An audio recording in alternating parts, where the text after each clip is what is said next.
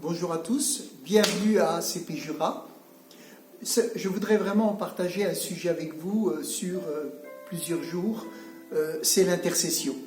Parce qu'il y a quelque chose qui se passe dans notre pays et dans ce monde entier, et je crois que vraiment le peuple de Dieu est un peuple qui a pour vocation aussi d'intercéder. Mais vous savez, nous vivons cette période toute particulière, et quand nous entendons parler de quelque chose qui se passe à l'autre bout du monde, nous n'avons pas la même réaction que quand ça se passe dans notre pays, et nous n'avons pas la même réaction quand ça se passe derrière notre porte. Et c'est pour ça qu'aujourd'hui, je voudrais vous parler de la communion avec Dieu et particulièrement de l'intercession, qui est vraiment quelque chose de nécessaire. Et vous savez, la première force du chrétien, elle se trouve dans sa communion avec son Dieu, c'est qu'il lui donne une foi ferme. Et je vous invite, comme beaucoup de pasteurs, à avoir une communion personnelle avec le Seigneur. C'est le premier commandement. Tu aimeras le Seigneur ton Dieu de toute ta force, de toute ton âme, etc. Vous connaissez. La deuxième chose que nous devons avoir, c'est la sensibilité au Saint-Esprit pour recevoir sa direction dans nos prières. Nous pouvons prier, vous savez, pour tout le monde, on peut prier dans tous les sens. Et je crois que la prière efficace, elle est quand le Saint-Esprit est avec nous dans notre prière. La Bible nous dit, dans Romains 8, verset 26, « De même, l'Esprit aussi nous vient en aide dans nos faiblesses. En effet, nous ne savons pas ce qu'il convient de demander dans nos prières, mais l'Esprit lui-même intercède pour nous par des soupirs et les mots que les mots ne peuvent exprimer. » Voyez-vous, c'est très important. Quand nous voulons avoir des temps de prière, d'avoir une communion avec le Père et de se laisser inspirer pour les sujets que l'Esprit de Dieu veut que l'on mette en avant. Troisièmement, nous avons la possibilité de nous édifier nous-mêmes par le parler en langue. Et ça aussi, c'est très important. Il nous est dit dans 1 Corinthiens 14, 2, « En effet, celui qui parle en langue ne parle pas aux hommes, mais à Dieu, car personne ne le comprend, et c'est en esprit qu'il dit des mystères. » Et aujourd'hui, vous savez, les gens parlent beaucoup de ce qui se passe. Mais quand on prie en langue, on parle à Dieu. Et là, on est déconnecté de ce qui se passe autour de nous. Et notre esprit est vraiment en prière avec Dieu. Il est dit, celui qui parle en langue s'édifie lui-même. Celui qui prophétise édifie l'Église. Et aujourd'hui, nous avons besoin de nous édifier nous-mêmes et de recevoir ce qui est nécessaire quand l'Église est regroupée pour son édification. C'est pourquoi celui qui parle en langue prie pour avoir le don d'interprétation. Et je crois qu'aujourd'hui, nous ne sommes pas réunis physiquement, mais nous pouvons prier et intercéder par le parler en langue.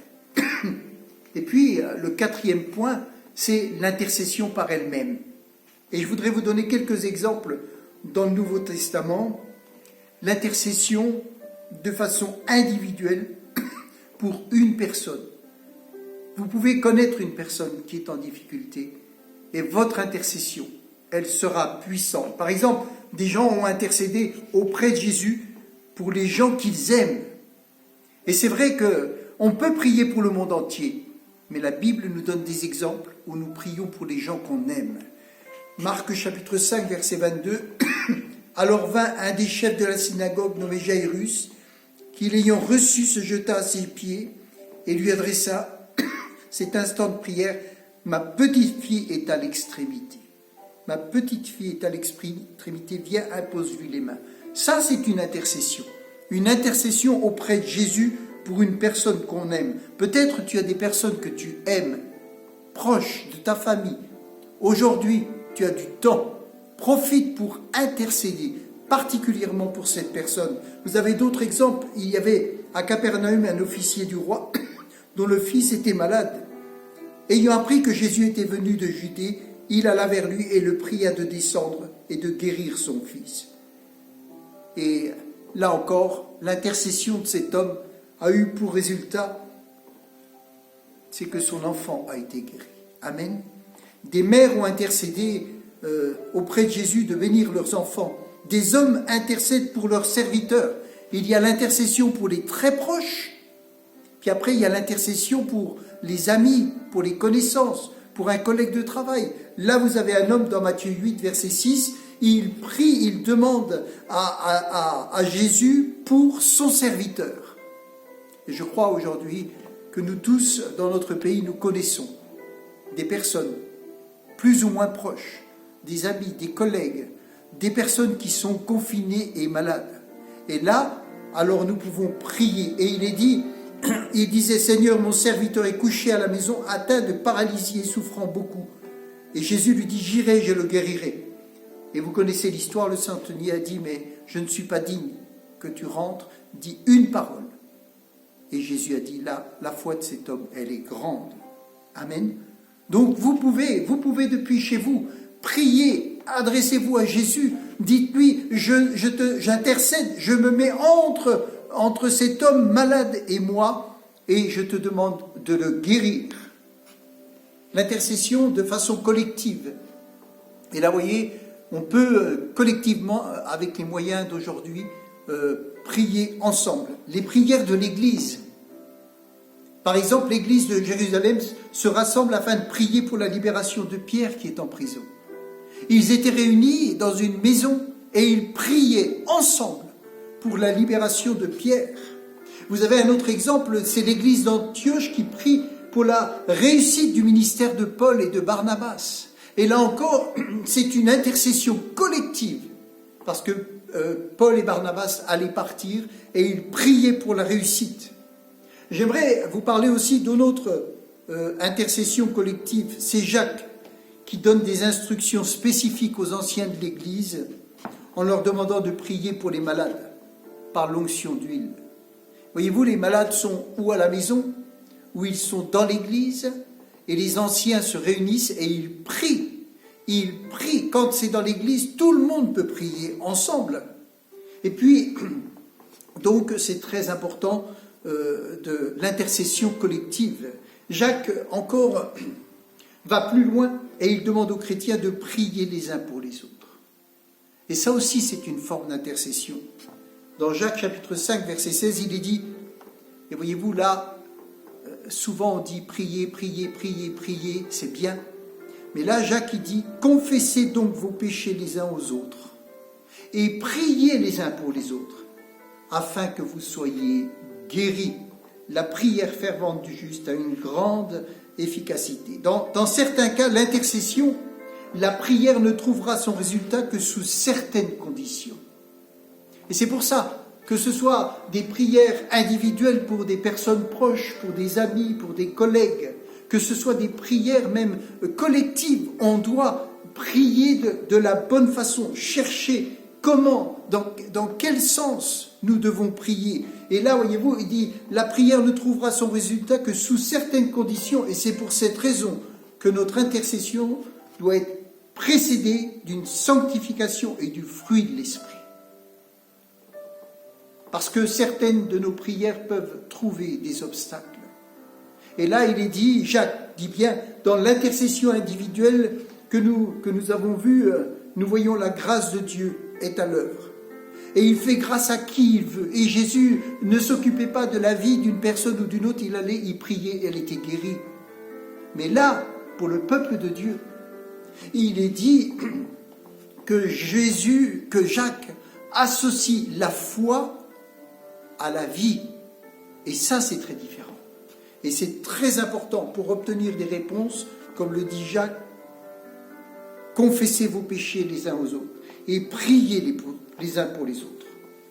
Une autre forme d'intercession, Paul qui demande d'intercéder pour les conducteurs spirituels. Il demande d'intercéder pour les conducteurs spirituels. C'est dans Hébreux 13, verset 17, vous le lirez à la maison, je ne le développerai pas.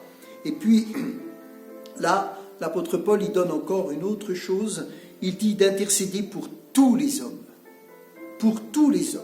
C'est dans 1 Timothée chapitre 2, verset 1, dans la version Parole vivante, il est dit « Voici à présent quelques recommandations que je donne. Je demande en tout premier lieu que l'on prie, que ce soit des prières d'adoration, des requêtes ou des remerciements qu'on intercède pour tous les hommes. Et là, voyez-vous, on est dans une situation où nous pouvons intercéder pour tous les hommes. C'est vrai qu'on peut dire, Seigneur, bénis le monde entier.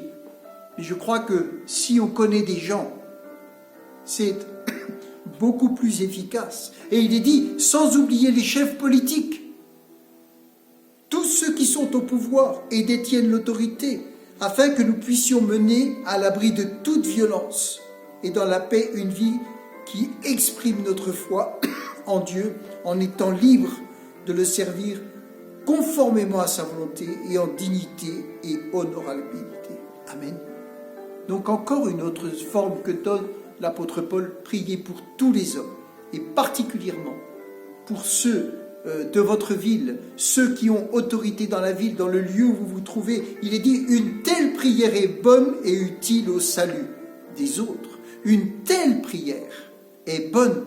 Donc il y a des prières qui ne sont pas bonnes, il y a des prières qui sont inutiles, il y a des prières qui sont mal adressées, il y a des prières qui ne correspondent pas à la volonté de Dieu. Vous savez, vous pouvez prier pour que quelqu'un soit guéri, alors que Dieu lui dit à cet homme, à cette femme, l'Esprit de Dieu lui dit, abandonne ton péché et je te guérirai.